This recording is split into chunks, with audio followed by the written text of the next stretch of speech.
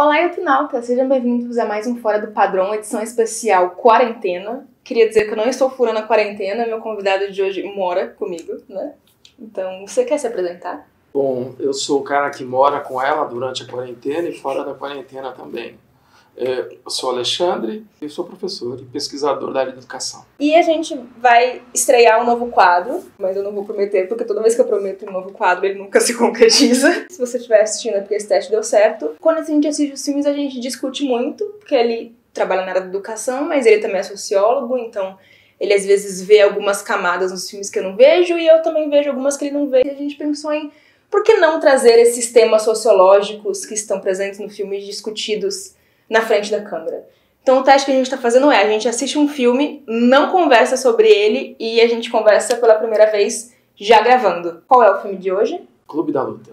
Clube da Luta. E é um filme de 99, um filme que está completando 21 anos, então a gente não vai se importar com spoilers, e ele é um filme que tem spoiler. Então se você não assistiu o Clube da Luta, a sugestão é que você pare de assistir esse vídeo e assista o filme antes de continuar assistindo o que a gente tem pra falar. Está disponível no Prime Video da Amazon para ser assistido legalmente. Um panorama sobre o filme. O Clube da Luta ele é dirigido pelo David Fincher. Ele é um diretor que ele começou a carreira na publicidade, nos videoclipes. E os filmes dele tem muito dessa estética do videoclipe até hoje. Ele tem vários filmes famosos. Antes do Clube da Luta ele já tinha feito Seven, por exemplo, que também é com Brad Pitt. Ele tem A Rede Social, O Curioso Caso de Benjamin Button, Garota Exemplar. Os filmes dele sempre têm essa atmosfera tensa. E o Clube da Luta é um filme que na época não foi um grande sucesso de bilheteria, mas ele teve muito hype depois quando ele saiu em DVD, assim. Então ele acabou tomando esse lugar na cultura pop com um pouco de atraso. E o escritor do livro, que é o Chuck Palahniuk, que ele até então era um escritor que não vendia tanto, mas o filme fez tanto gosto do povo que ele acabou se tornando um escritor mais pop também, né? Que é um paradoxo, né? Porque o filme critica essa coisa de mercadoria e ele se transformou num grande produto mercadológico, né? E ele traz o Edward Norton como o narrador, que não sabemos o nome, que é um cara que tem uma vida pacata, sem graça, vazia, e sofre de insônia e busca curar isso de alguma forma. Então ele começa indo em grupos de autoajuda. Lá ele conhece a Marla, que é vivida pela Helena Bonham Carter. E depois, um acidente no qual ele perde tudo que tem no apartamento dele, ele acaba se aproximando mais do personagem Tyler Durden, que é vivido pelo Brad Pitt, que aí vem um spoiler, na verdade, é ele. Eu nunca tinha feito uma revisão, eu só tinha visto ele pela primeira vez, então essa foi a primeira vez que eu vi, já sabendo o final, e tipo, tava lá o tempo todo, mano. Ele foi muito brilhante. O que Clube da Luta nos diz sobre a sociedade? O que ele tem de conceitos sociológicos? Uma das falas mais importantes que tem dentro do filme é quando o personagem principal, conversando com o Tyler, ele está falando o que nós somos. E ele chega à conclusão que nós somos consumidores. E é basicamente isso que nós somos, consumidores. Então, o filme faz uma grande crítica a essa... Qual a razão da gente viver? É consumir? É só isso? E por que a gente consome, né? Esse tipo de pegada que o filme tem foi muito legal para a gente poder pensar um pouquinho o que o Marx estava dizendo sobre o fetiche da mercadoria, que foi uma das grandes críticas que ele fez à sociedade da época e que vale ainda até hoje, né? E o que é o fetiche da mercadoria? O fetiche da mercadoria é a ideia de que todas as nossas relações se transformam em mercadoria. Eu não preciso mais saber cozinhar, não preciso mais saber costurar, eu não preciso mais fazer um monte de coisa que eu posso simplesmente comprar que se faça isso. E mais, eu posso comprar o amor, eu posso comprar o sexo, eu posso comprar absolutamente tudo. Tudo está à venda. O nosso trabalho se virou, nesse capitalismo que nós vivemos hoje, mercadoria. Como a essência para Marx, a essência do ser humano é o trabalho, e esse trabalho se transformou em mercadoria, todas as nossas relações agora são mercadorias. Se eu quero sentir alguma coisa, eu vou lá e compro. Essa é a ideia de fetiche da mercadoria. O que é muito triste, a gente perceber que todas as nossas relações, de uma forma ou de outra, se transformaram em mercadoria. Eu acho que o filme ele não deixa, nem é sutil em relação a isso, tem umas falas que deixam bem óbvias, assim, qual que é o tema do filme, né? O Tyler Durden fala, você acaba possuído pelas coisas que você possui, então Ele não é um filme sutil, ele não é um filme de difícil leitura, mas é muito legal a maneira como ele trabalha isso, não só para deixar palatável para as pessoas, porque isso é importante, que o público entenda a mensagem que tem ali. O filme ele vai passando por várias camadas e vários níveis. Então, eu acho que ele começa muito nessa crítica da mercadoria, por exemplo, que é o Edward Norton, que eu vou chamar de Edward Norton porque ele não tem nome, né, o narrador. Que ele tem uma vida completamente vazia, que você vê que ele preenche através de consumo, né, comprando coisas. Excelente a ideia da insônia, né, porque tem até uma parte do filme que ele fala literalmente, quando você tem insônia, você nem está nem nunca dormindo, nem nunca acordado. Então, é como se você fosse um zumbi ali, né, representa essa questão do você não é um ser vivo, né, você existe. Só isso. E ele começa a procurar uma maneira de curar isso, e é muito sintomático que ele ache isso nos grupos de ajuda, né, ou seja, ele consegue dormir, ele consegue se tornar mais humano e não deixando de ser esse zumbi através da dor dos outros, né? Eu acho que ele é um filme muito psicológico também, porque ele fala como essas relações, elas mudam o nosso psicológico mesmo, né? A gente passa a ser essas pessoas que simplesmente ocupam espaço e tempo com coisas. Aquela noção de que o homem é um ser social. Se o ser humano é um ser social, a gente precisa dessas relações. A gente não pode substituir, não tem como substituir as relações humanas por um consumo. Então você pode comprar o que você quiser, mas isso de forma nenhuma vai te preencher. O vazio está justamente na falta de relações humanas. E eu achei curioso que você falou do a gente pode comprar as relações, que eu acho que uma parte que ele deixa isso bem claro é quando ele tá falando das coisas de hotel, né? Que você tem tudo individual. Então você tem o shampoo, a pasta de dente, a escova e os amigos, que é tipo... Eu esqueci a expressão que ele usa, mas ele usa uma expressão que é tipo um amigo pocket, é tipo um amigo temporário. Ele passa por dois momentos. Um é esse primeiro momento que ele tenta se livrar dessa questão do eu não estou vivendo, eu estou apenas existindo e consumindo, e ele passa para esse segundo momento que é a parte da autodestruição, né? Que é quando efetivamente começa o clube da luta. E o curioso nos dois momentos é que ele busca quebrar com essa paralisia, né, através da dor, né? Então, no primeiro pela dor dos outros, nos grupos, e depois na dor da dor física, né, do clube da luta. Por isso que eu não acho que é autodestruição. Nessa vida que a gente tem, que a gente parece que não sente nada, a gente sempre busca alguma coisa que faça a gente verdadeiramente sentir. E dor é um sentimento muito forte. Posteriormente, ele vai sentir a dor. Por que eu preciso depender dos outros? Porque eu não posso sentir eu mesmo a minha dor. E aí tem toda essa coisa dele se bater, se socar. Aquilo é dor. Isso não é autodestrutivo, ele tá se batendo e se socando sozinho, inclusive. Mas né? ele não busca a autodestruição. Não é isso que ele tá buscando no filme. Ele não quer se destruir.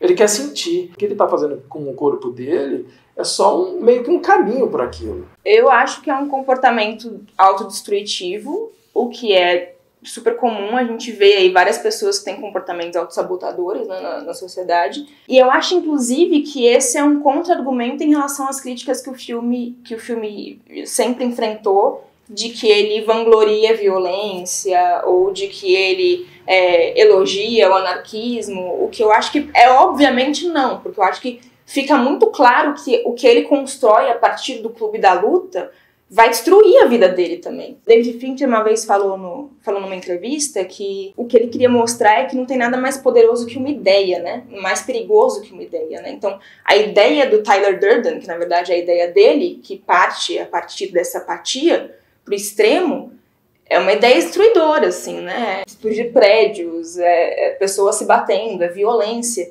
E acho que isso também funciona como uma crítica ao capitalismo, a essa sociedade do consumo, porque você fica tanto tempo nessa apatia que parece que você precisa de um extremo para romper com isso. E o quanto grupos de ódio, o quanto esses discursos dominadores acabam se apropriando disso, se apropriando dessa apatia, dessa falta de sentido das pessoas. Não sei, não parei para pensar nisso. Quando a gente fala de fetiche na mercadoria, e a gente está falando de um conceito de Marx, ele está falando de um conceito que o cara trabalhou há mais de um século atrás, mas que mesmo assim ele é muito real. Mas existe um novo conceito mais que se liga ao fetiche de mercadoria, que eu acho que todo mundo deve conhecer como sociedade líquida, né? Então, quando Bauman fala sobre a sociedade líquida, ele está falando justamente dessas relações. Hoje nós vivemos basicamente dentro de relações que são muito fluídas, ou seja, eu não tenho uma relação mais muito forte com ninguém, eu não tenho mais uma relação muito forte com o trabalho, eu não tenho uma forte ligação com meus vizinhos, eu não tenho uma forte ligação sequer com as pessoas no meu relacionamento íntimo. Então, isso nos deixa meio que numa situação em que, ok, onde que eu estou pisando? Como é que eu faço para sentir as coisas? Em quem eu confio? No final das contas, nós começamos a ter a perspectiva que nós vivemos absolutamente sozinhos. E a única forma que faz com que a gente se relacione com os outros é essa noção do que o que eu posso ganhar e o que eu posso oferecer para que essa relação ela seja um pouco menos líquida. Ou seja, novamente a questão do fetiche da mercadoria envolvida. Tanto que a transformação dele, né, começa a acontecer quando ele começa a se envolver mais com a Marla, né, que é quando ele passa a ter uma conexão real com alguém e sem essa ideia de um oferecer algo em troca, porque os dois estão fodidos, os dois não têm nada a oferecer um pro outro, né? Então acho que ela é uma personagem importante pra isso, assim, pra trazer ele de volta à humanidade, né? Porque dos dois jeitos, assim, e de novo, por que o filme não tá elogiando nada disso? É um distúrbio, sabe, o que faz ele criar uma organização terrorista. É um distúrbio, ele inventa uma pessoa, então...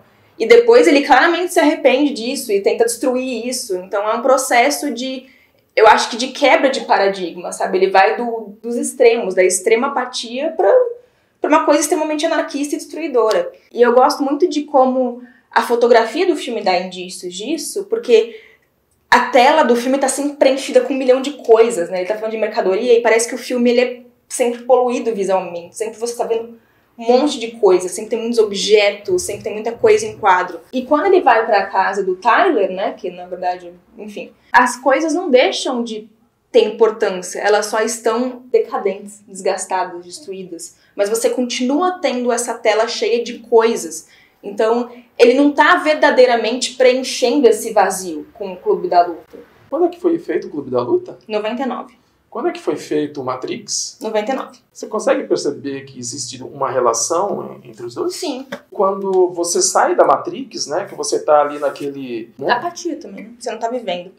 Que você está na espécie de um sono profundo, a hora que você sai dali, a única coisa que você tem é desconforto, né? Uhum. Quer dizer, você passa a viver num mundo extremamente violento, que não é aquele mundo que você tinha antes. Você tem que passar a viver, a sofrer para poder sentir, né? Então, é sim uma crítica muito forte ao capitalismo, porque o capitalismo, queira ou não, da maneira com que a gente está organizado, ele necessita da apatia das pessoas. E essa apatia, ela é justamente fornecida através do consumo. Eles precisam vender a solução, né? Toda vez que a gente sai da apatia, a gente incomoda o sistema, né? Existe uma zona de conforto de viver nesse sistema, né? A gente aprende a transformar isso em confortável. Então, é sair da zona de conforto também, né?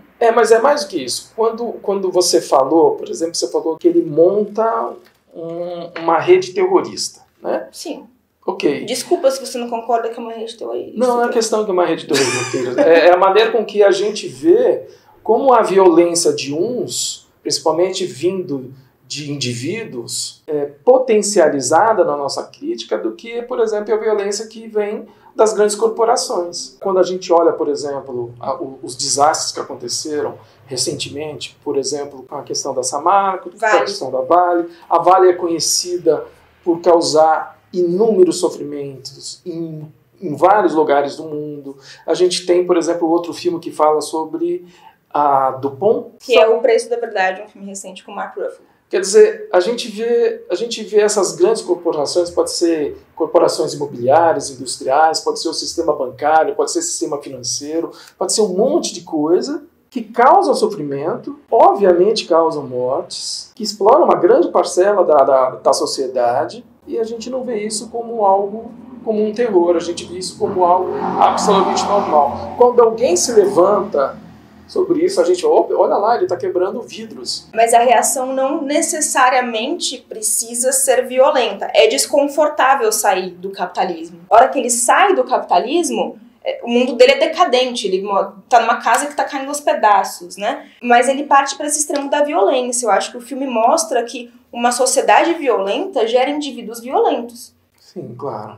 É óbvio que aquilo que ele tá arrumando como solução não é o ideal, né? As pessoas estão se machucando, elas estão se batendo, estão destruindo coisas, estão derrubando prédios. E o que ele tá destruindo são os prédios das companhias de cartões de crédito, né? Companhia de cartão de crédito lucra a partir do seu endividamento, né? Pra começar. Exato. Então ele tá destruindo algo que é violento, que é destruidor, através de um comportamento pessoal que acabou também se tornando violento e destruidor, forçado por isso, né? Então acho que ele mostra essa máquina, e eu acho que o filme ele tem muito poder hoje, né? Porque é um filme que tem 21 anos, mas ele envelhece bem porque a gente vê muito hoje em dia vários grupos se aproveitando dessa questão da apatia, de pessoas que não têm muitas perspectivas de vida, que não encontram essas relações sociais facilmente. A gente vê muito discursos de ódio sendo facilmente disseminados através desses grupos de identificação que visam preencher essa falta de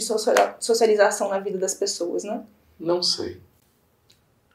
Você vai responder tudo como não sei? Eu não tinha pensado sobre isso ainda, porque na verdade eu lembrei de um outro filme, V de Vingança. Qual que é a solução encontrada pelo personagem principal? É uma solução terrorista também, é destruir coisas. Então, existe uma romantização da possibilidade de revolução. E a revolução ela precisa ser pirotécnica, né? É sempre a busca por uma revolução que seja uma revolução que todo mundo possa ver. Quando no mundo que a gente efetivamente conseguiu fazer uma revolução que mudasse as estruturas?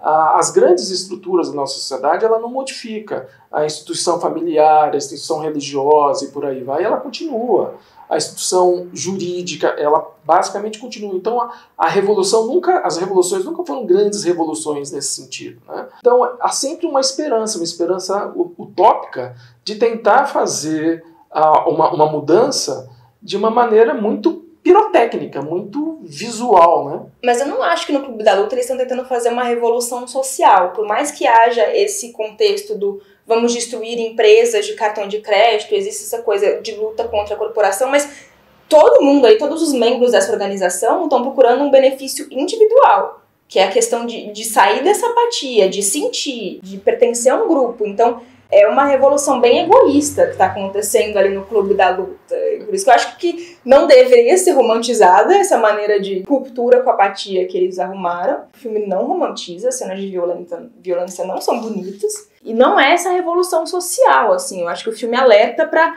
o quanto é perigoso essas mentes vazias. Eu acho que esses 3 filmes que a gente acabou citando, tanto o Matrix como o V de Vingança. É que no V de Vingança eu acho que tem realmente uma revolução mais social. Sim, mas em nenhum deles existe uma proposta.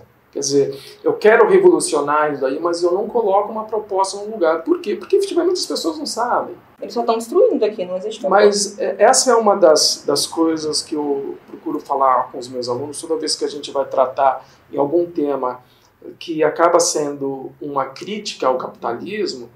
Eu costumo comparar como se o capitalismo fosse a sua casa. Quando você mora dentro dessa sua casa, você sabe que você tem uma parede que precisa pintar, você sabe que você tem uma torneira que está gotejando, você sabe que tem um vazamento no telhado. O fato de você olhar para a sua casa e perceber esses problemas faz com que te motive a melhorar. Ninguém aqui está falando, e acho que nenhum desses filmes aqui trazem a ideia de trocar a casa toda ou mudar a casa toda. Mas existem coisas que não funcionam. Você ter a capacidade de olhar e querer mudar aquilo já é um grande passo, sabe? Mas, assim, pra mim a mensagem principal do filme não é o precisamos tentar mudar isso. É meio que mais revoltante, sabe? Esse sistema que a gente vive é destruidor. E ele gera revolta e isso é extremamente perigoso. Mas o filme precisa de ação, né? Então... Sim, não, e ele é muito... Por isso que eu acho muito problemático quando as pessoas criticam que o filme é muito explícito, não sei o quê, mas assim, tem como você passar a mensagem claramente, que é o filme passa, e ainda assim ele ter várias camadas de interpretações, assim. Então esse filme ele faz isso. Qualquer pessoa que assiste Clube da Luta entende que é uma crítica ali, eu acho. Não muitas, né? Algumas realmente começaram a criar clubes da luta depois do filme, então acho que elas claramente não entenderam a mensagem. Mas enfim...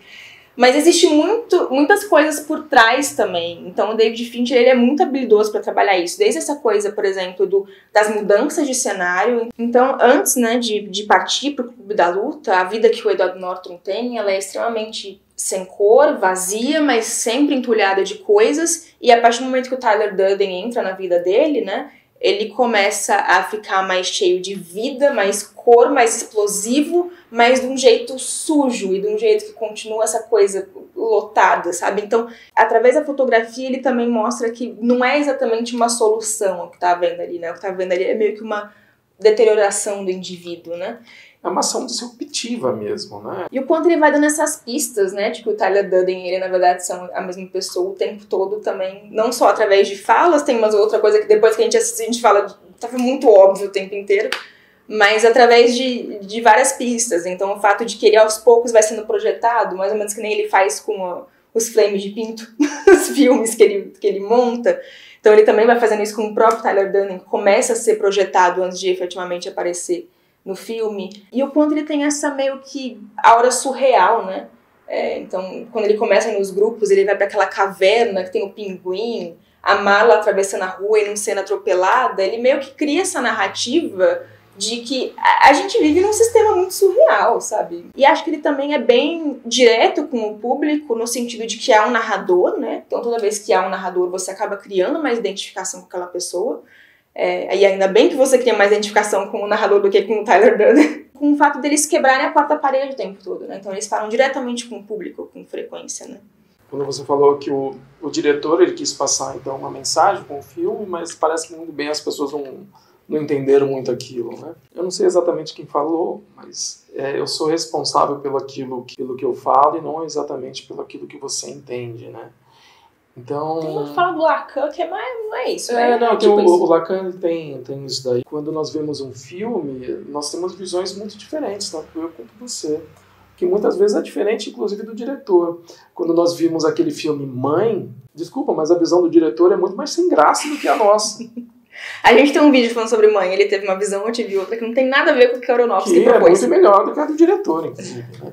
E que bom que dá essas possibilidades. Né? Isso que é muito bacana, que eu aprendi assistindo filme com ela, porque eu sempre assisti muito filme para passar tempo, de que os filmes têm essa capacidade, né? Tem essas camadas aí que a gente consegue dar uma descascada ali e encontrar coisas que aparentemente a gente não consegue ver. E Clube da Luta tem muitas camadas, assim, tem várias coisas que até agora eu fico pensando, tipo a questão do eu sou não sei o que do Jack, que ele fica falando, até agora eu não saquei qual é a dessa parte. Então, não sei quem é o Jack. Eu também não sei quem é o Jack. Se você sabe quem é o Jack, fala aí. Muita gente entendeu que era o nome do personagem por muito tempo, mas na continuação do livro, que eu não li, mas eu já sei que ele não é. E é isso, Clube da Luta é aberto para muitas interpretações, é um filme que acho que envelheceu super bem, ele ainda fala muito bem com a sociedade de hoje, e ele é cada vez mais assustador, porque a gente tá vendo esses grupos extremistas surgirem a partir do vazio. O David Fincher é um diretor que ele tem uma carreira muito bacana, então procurem assistir outros filmes dele, assim, eu gosto muito da Rede Social também, que é um filme que ele também tem muito a ver com esse, ele tem muito desse frenesi, é um filme rápido, ágil, essa trilha sonora mais caótica, que nem tem nesse filme, e que tem tudo a ver com essa geração Facebook, né, com essa geração que não consegue passar 3 minutos lendo o mesmo texto. Ele é muito bom nisso, nessa linguagem ágil, e de trazer essa tensão dos indivíduos retratando algo que está acontecendo socialmente. Então é isso. Você tem mais alguma coisa a acrescentar? Só, como que chama o diretor do Poderoso Chefão? Coppola. Francis Ford Coppola. Não, então não é esse. Mas o que você ia falar do Coppola? Qual é o diretor do o irlandês? Scorsese. O Scorsese fez uma crítica há um tempo atrás. Ele fez uma crítica há um tempo atrás que ele pegou, ele falou alguma coisa sobre os Vingadores, foi isso? Que ele achava que aquilo não era cinema. Era um parque de diversão, né? E eu super concordo com ele. Tem os filmes, muitas vezes a gente vai no cinema para ir num parque de diversão mesmo. A gente quer sentir. A gente quer o tempo inteiro sentir. E é isso que esses filmes de super-heróis dão. Eles dão essa coisa acelerada pra gente. É uma coisa atrás da outra, uma coisa atrás da outra. Você não pode nem parar para pensar. Cena após cena, eles vão colocando algo para te impactar. É uma grande explosão, é uma luta, é uma perseguição de carro. Dá pra fazer os dois. Dá pra você refletir e assistir um filme de super-herói. Sim, mas é sempre uma sensação tão forte atrás da outra Que é isso que a gente acaba sendo meio que o narrador do Clube da Luta dentro do cinema. A gente quer sentir, não importa o que seja, não importa se faça sentido. A gente quer sentir. E quando cada vez mais a gente quer consumir mais essas cenas fortes, essas cenas cheias de emoção, não sei o que, não sei o que. Mas isso não é da Marvel, né? Filmes de aventura sempre fizeram sucesso, porque o cinema é isso. O cinema é você se projetar em outras vidas, em outros papéis, em outros lugares, né? Então você tem essa oportunidade de viver coisas que você nunca vai viver na sua vida, né? E não tem nada de errado nisso. Eu adoro parque de diversões. Okay. E você também adora parque de diversões. Eu adoro. Então é isso. Falem aí nos comentários se vocês gostaram desse formato. Sugiram filmes pra gente discutir também, né? Pra gente assistir e discutir nas próximas edições, se elas forem existir. E siga a gente aí nas redes sociais. Eu vou deixar tanto as minhas quanto dele aí. Ele faz vídeos sobre sociologia também e educação. E volte sempre.